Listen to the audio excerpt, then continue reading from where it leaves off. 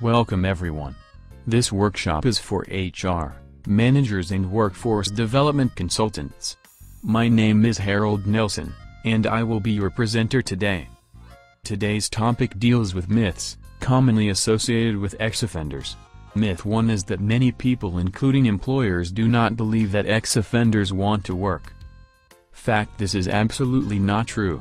Most ex-offenders, if provided with the right opportunity and training, would love to become productive members of society. Unfortunately, as you know, there is a lot of stigmatism associated with someone having gone to prison. Due to media bias in part, it is hard for ex-offenders to recover. Myth 2: ex-offenders with past learning disabilities, substance abuse, mental illness issues have no skills to offer employers. Karen, let me know your thoughts on this one. Yes, Mr. Nelson. I have been doing some research on ex-offenders and hiring for my boss, and although some ex-offenders do suffer from some of these barriers, not all do. That is an excellent response. Our nation's prisons are filled with people from all walks of life. That is upper class, middle class and lower class inmates.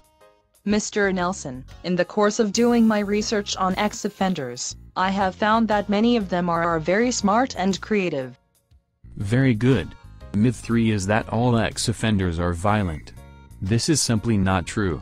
Fact of the matter is most are non-violent. Yet they are grouped together with those who are vile. In the eyes of society, everyone has the propensity for committing violence whether they have been convicted of a crime or not. Myth 4: ex-offenders lack discipline and don't make good employees. Fact: by the virtue of their incarceration, they had to have a measure of discipline in order to be released. I am concerned about ex-offenders' communication skills in the workplace.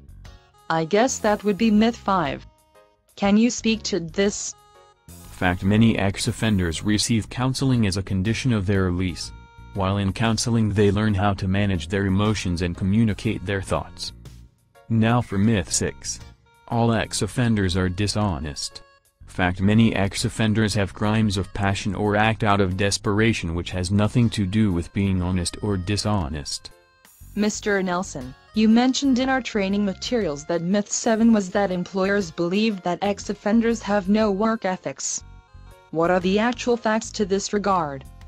Well, the fact of the matter is that offenders have job assignments in prison and work release that require that they meet certain performance goals or face disciplinary action.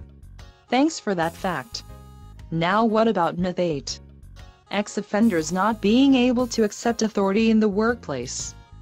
The fact is that offenders are conditioned in prison to accept authority or on the risk of delaying their release dates due to prison infraction. Many offenders are incarcerated for a minimum of a year or more, which is plenty of time to develop discipline provided they never had it before being incarcerated. Wow. That's awesome. I never thought about it like that. This workshop is great. What about myth 9? Ex-offenders have illnesses that will cause them to miss work. Fact: ex-offender illnesses are no different than anyone else who has not been to prison but have health concerns. Prior to release, offenders are set up with mental and physical health appointments with doctors and clinics in their community who will help them to retain their health and strength. Now for the last myth. Myth 10: ex-offenders lack education and have nothing to contribute. Fact: many prisons offer a variety of vocational training courses for offenders. Some wealthier inmates already have college educations, and others whose families can afford it enroll them in distance learning programs. Additionally, there are opportunities for apprenticeship programs, on-the-job training and certificate programs through the partnerships with local colleges, vocational schools and the U.S. Department of Labor. I was a bit skeptical about hiring and working with ex-offenders prior to today. But your instruction has been an eye-opener for me. I'm glad my boss allowed me to come. Sure thing. The more information you have on hand, the better your hiring decisions will be. Just don't stereotype ex-offenders. Each ex-offender job applicant is different, and each have their own unique skills and abilities that they can bring to a job, whether it be through on-the-job training or formal education. Keep an open mind when pre-screening ex-offenders. That is all that I am trying to impart to you through this workshop.